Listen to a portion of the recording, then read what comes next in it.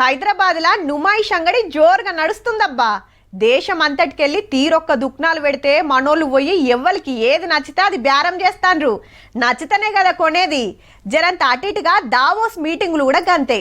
అన్ని దేశాలకెళ్ళి పెద్ద పెద్ద వ్యాపారులు వస్తారు, లీడర్లు వస్తారు. మంచి చెడ్డలు అన్ని మాట్లాడుకొని ఏడ కంపెనీలు పెడితే ఫాయిదా అవుతుందో చూసుకొని ఆడిపోతారు. గట్ల మన తెలంగాణకు గివ్ వచ్చినాయి.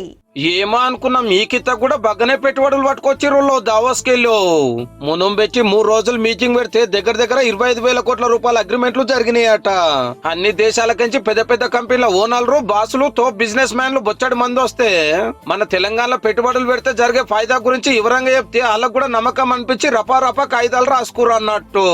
హైదరాబాద్ శివార్లో కొత్తగా ఫ్యూచర్ సిటీ కడుతున్నాం, మూసీ నదిని ముద్దుగా చేస్తున్నాం, ఇంకిన్ని రూట్లకు మెట్రో పట్టాలు వేస్తున్నాం, పట్నంలో సవలతులు పెంచుతున్నాం అని వివరంగా చెప్తే తారీఫ్ చేసిరట పెద్ద సావుకారులు. అయితే మేము కూడా కంపెనీలు, ఆఫీసులు తెరుస్తామని ముంగట్టుకొచ్చేండ్రు. గాళ్ళంతా మన కాడ పెట్టుబడులు పెడితే మనోళ్ళకి జాబ్లు వస్తాయి. ఇక స్విట్జర్లాండ్ దేశం దావోస్ సిటీలో మీటింగ్ నడిపించుకొని సీదా అమెరికాకు పోయిండు సీఎం సారు. హార్వర్డ్ యూనివర్సిటీలో స్టూడెంట్ మరి లీడర్షిప్ కోర్సు చేస్తున్నాడు. దునియా పరిస్థితులు, చరిత్ర, ఛాలెంజ్లు ఎట్లా డీల్ చేయాలో నేర్చుకున్నట. అయితే ఇంకా రేవంత్ రెడ్డి సార్ కు సర్టిఫికేట్ ఇస్తారు. మన దేశంకెళ్ళి ఈ కోర్సు చదువుతున్న ఫస్ట్ సీఎం ఈ సారేనట్టుల్లో.